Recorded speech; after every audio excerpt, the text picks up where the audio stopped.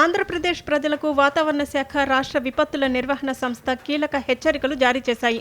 ఈ ఏడాది వేసవి తీవ్రత గత రికార్డులను తిరగరాసే అవకాశం ఉందని, మార్చి నెల నుంచే ఉష్ణోగ్రతలు సాధారణం కంటే అధికంగా నమోదవుతాయని అంచనా వేసింది.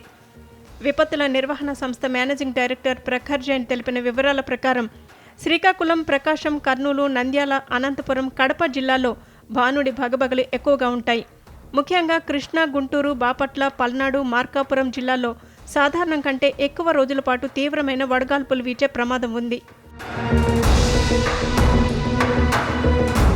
పెరుగుతున్న ఎండల దృష్ట్యా ప్రాణ నష్టం జరగకుండా జిల్లా యంత్రాంగాలను ప్రభుత్వం అప్రమత్తం చేసింది.